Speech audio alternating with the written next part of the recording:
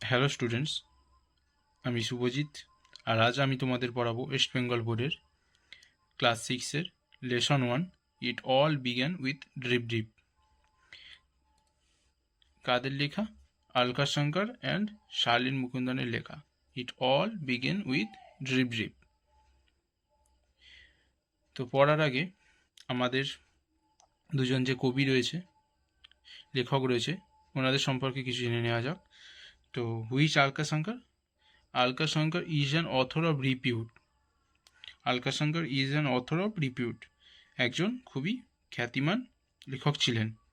Her well known book is The Mighty and Mystical Rivers of India. তার খুবই বিখ্যাত একটি বই ছিল কি? Is the book the mighty and mystical rivers of India. She is famous for her contribution to juvenile literature. তিনি কী জন্য বিখ্যাত ছিলেন? তিনি বিখ্যাত ছিলেন তার যোগদানের জন্য জুভিনাইল লিটারেচার, জুভিনাইল সাহিত্যে তার যোগদানের জন্য তিনি বিখ্যাত ছিলেন। এরপর আসবো শার্লিন মুকুন্দন। শার্লিন মুকুন্দন কে ছিলেন? Sharlin Mukundan is a renowned children's other. Sharlin Mukundan is a renowned, একজন পরিচিত একজন বিখ্যাত চিলড্রেন্স অথার, বাচ্চাদের লেখক ছিলেন। She has written the story book, তিনি দ্য স্টোরি বুক লিখেছিলেন in collaboration with Alka Shankar. Alka শঙ্করের সহযোগিতায় তিনি দ্য স্টোরি বুক লিখেছিলেন। তো চলো এবার আসা যাক আমাদের লেসনে। তো আমি এবার এটা পড়ে শোনাবো আর এর বঙ্গানুবাদ করব, তোমাদের মন দিয়ে সবাই শুনবে। A tiger was caught in a storm. একটা ঝড় বৃষ্টিতে কি হয়েছিল? একটা বাঘ ধরা পড়েছিল, মানে দেখা গিয়েছিল আর কি। He had wandered near the village. He had wandered, সে ঘুরে বেড়াচ্ছিল, নিয়ার দ্য ভিলেজ, একটা গ্রামের চারিপাশে। Looking for something to eat, কিছু খাবারের খোঁজ করছিল। Looking for something to eat, কিছু খাবারের জন্য সে খোঁজ করছিল, খাওয়ার জন্য। On the outskirts of that village lived an ill-tempered old woman. On the outskirts of that village, ওই গ্রামের এক প্রান্তে কে বাস করতো? lived an ill-tempered old woman, একজন অসুস্থ বৃদ্ধা মহিলা বাস করত। The tiger huddled in shelter close to the wall of the woman's hut. The tiger huddled, টাইগারটা মানে গাদাগাদি বা ঠেসাঠেসি করতে লাগলো, in shelter close to the wall of the woman's hut, ওই মহিলাটির কুঠিরের দেওয়ালে বাঘটা গিয়ে গাদাগাদি করতে লাগলো। তারপর the old woman was feeling very ill tempered that night. ওই রাতে বৃদ্ধা মহিলাটি ওয়াজ ফিলিং, অনুভব করছিল, ভেরি ইল টেম্পার, খুবই অসুস্থ বোধ করছিল ওই রাতে। The rain water was leaking through the roof. The rain water মানে বৃষ্টির জল, ওয়াজ লিকিং পড়ছিল, থ্রু দ্য রুফ ছাদ দিয়ে। Then there is no escape from this drip drip. এই ডিপ ডিপ থেকে পালানোর আমার কোনো উপায় নেই। সি মাটার্ড অ্যাংগ্রিলি, সে রাগে মাগে গজগজ করে উঠল। এগিয়ে গিয়ে গজগজ করে ওঠা যেটা, সেটাই মাটার্ড।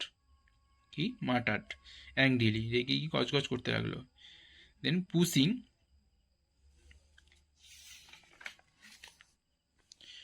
হার bed around the room to keep it dry. Around the room to keep it dry, pushing her bed, তার বেড মানে বিছানাটাকে অ্যারাউন্ড দ্য রুম, চারিদিকে রুমের চারিপাশে সে ঠেলতে লাগলো এটাকে শুকনো রাখার জন্য। She shoved the bed and a tin trunk against a wall. সে জোরে ধাক্কা মারলো ওই বেডটাকে নিয়ে গিয়ে, বিছানাটাকে নিয়ে গিয়ে একটা টিনের ট্রাঙ্কের সাথে এগেনস্ট এ ওয়াল। টিনের ট্রাঙ্ক এবং টিনের ট্রাঙ্কও ছিল, এবং বেডটাকে নিয়ে গিয়ে কোথায় ধাক্কা মারলো? দেয়ালে গিয়ে ধাক্কা মারলো। দ্য ওয়াল শুক, কি হলো? দেওয়ালটা তাহলে নড়ে উঠলো, ধাক্কা মারার ফলে দেওয়ালটা নড়ে উঠলো। তারপর this drip drip will be the death of me. এই ড্রিপ ড্রিপটাই আমার মৃত্যুর কারণ হয়ে দাঁড়াবে। সি সাউটেড, সে চিৎকার করে উঠল। সে চিৎকার করে বলল কি বলে, this drip drip will be the death of me, আমার মৃত্যুর কারণ হয়ে দাঁড়াবে এই ড্রিপ ড্রিপটাই। The tiger on the opposite side of the wall felt, the wall shake and was frightened.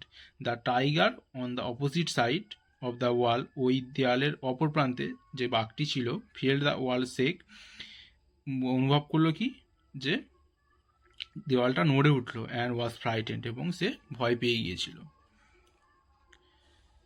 The drip drip must B a very dreadful creature, এই drip ড্রিপটা নিশ্চয়ই হবে খুব ভয়ানক জন্তু বা প্রাণী। ড্রেডফুল মানে খুব ভয়ানক জন্তু বা প্রাণী, ক্রিয়েচার। হি থট, সে ভাবল। মিন হোয়াইল, ওই সময় Bholenath, the Potter was out in the night, ওই সময় কি হয়েছে, ভোলেনাথ দ্য পটার, যে মাটির পাত্র তৈরি করে, কুমোর আমরা বলি যাদের, was out in the night, রাতে বেরিয়েছিল।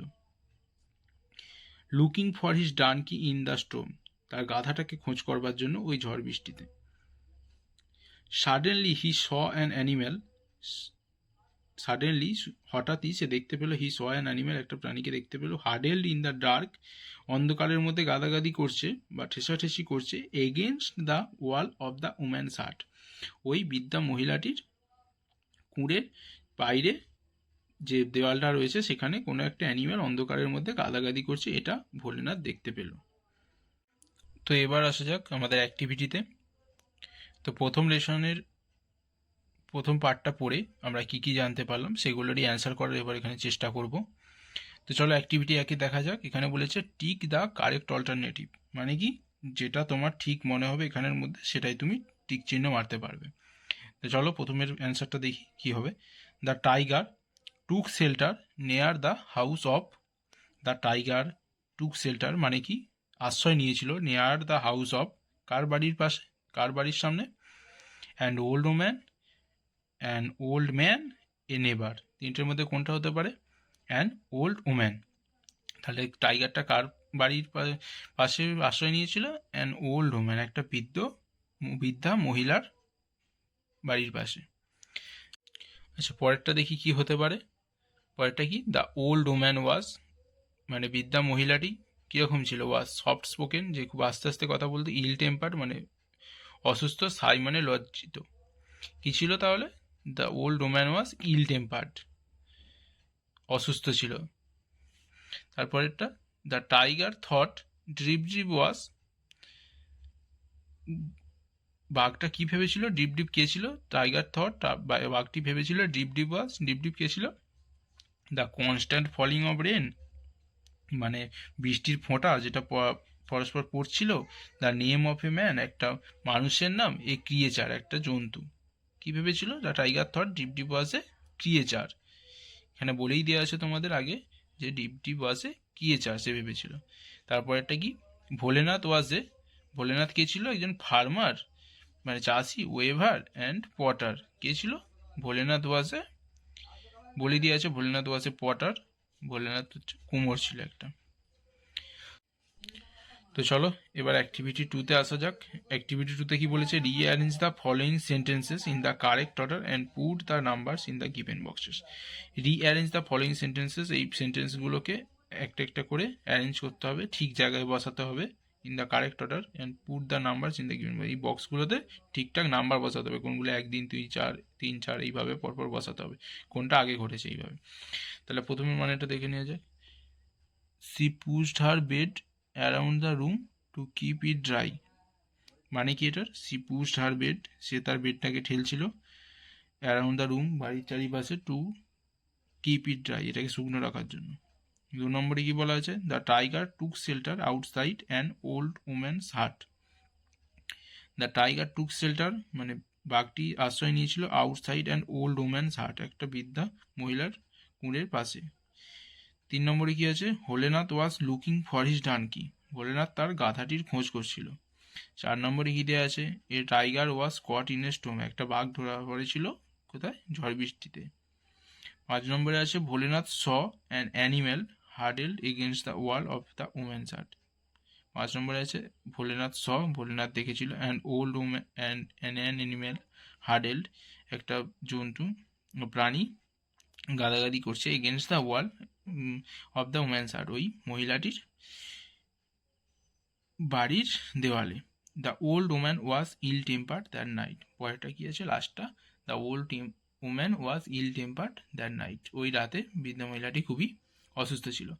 তো এবার এখানে 1 2 3 4 এইভাবে সাজাতে হবে কোনটা ফার্স্ট করেছিল, এখানে করেই দেওয়া আছে। প্রথমেরটা ঘটেছিল কি, a tiger was caught in a storm, একটা টাইগার, একটা বাঘ ধরা পড়েছিল কোথায়, ইন এ স্টোম মানে ঝড় বৃষ্টির রাতে, এটা 1 নম্বর করেই দেওয়া আছে। 2 নম্বর কোনটা হতে পারে এখানের মধ্যে, তো 2 নম্বর তাহলে the tiger took shelter outside an old woman's hut, এটাই হবে। এখানে বলে দেওয়া আছে যেহেতু the tiger huddled in shelter close to the wall of the woman's hut, তাহলে এটা 2 নম্বর। তারপরে কি হতে পারে, তারপরে হতে পারে the old woman was ill tempered that night, ওই রাতে মহিলাটি খুবই অসুস্থ ছিল, তাহলে এটা 3 নম্বরে কেন বলা হয়েছে, কারণ এখানে বলেছিল the old woman was feeling very ill tempered that night, ওই রাতে খুবই অসুস্থ বোধ করছিল, সেই জন্য এটা 3 নম্বর। আচ্ছা 4 নম্বর কোনটা হতে পারে, 4 নম্বর হবে এটা, she pushed her bed around the room to keep it dry, যেহেতু বলে দেওয়া আছে তারপরের লাইনেই, তার pushing her bed around the room to keep it dry, মানে তার বিছানাটা এই পাশ থেকে ও পাশে নিয়ে যাচ্ছিল এটাকে শুকনো রাখার জন্য, তাহলে এখানে 4 নম্বর কোনটা, 4 নম্বর হবে একেরটা। তারপরে কোনটা হবে, 5 নম্বর হবে Bholenath was looking for his donkey, 5 নম্বর হবে এই 3-এরটা, Bholenath was looking for his donkey, তার গাধার জন্য খোঁজ করছিল ভোলেনাথ। তারপর শেষ 6 নম্বর কোনটা হবে, 6 নম্বর হবে 5-এরটা, Bholenath saw an animal huddled against the wall of the woman's hut, Bholenath কি দেখেছিল, একটা জন্তুকে দেখেছিল, প্রাণীকে দেখেছিল, huddle against the woman's hut, যে ওই বৃদ্ধ মহিলাটির বাড়ির দেওয়ালে গাদাগাদি করছিল বা ঠেলাঠেলি করছিল, তো এটাই হচ্ছে 6 নম্বর। তো সবগুলোই হয়ে গেল মোটামুটি অ্যাক্টিভিটি 1 আর 2। তো বঙ্গানুপাতটা আগেই করিয়ে দিয়েছি, তারপরে তোমাদের অ্যাক্টিভিটি 1 আর 2টা সলভ করে দিলাম। তো আশা করি তোমাদের ভিডিওটা ভালো লাগবে, বুঝতে কোনো অসুবিধা হবে না। তো অবশ্যই তোমরা কমেন্ট করে জানিও ভিডিওটা কেমন লাগলো, আর তোমাদের যদি কোনো অসুবিধা থাকে তাহলেও আমাকে কমেন্ট করে জানাতে পারো, আমি চেষ্টা করব সেগুলোর উত্তর দেওয়ার। আর অবশ্যই ভালো লাগলে লাইক শেয়ার করো আর চ্যানেলটিকে সাবস্ক্রাইব করে দেবো। তো দেখা হচ্ছে পরের ভিডিওতে তোমাদের সাথে আবার জিপের পার্ট 2টা নিয়ে। আজকের মতো টাটা, ভালো থেকো সবাই।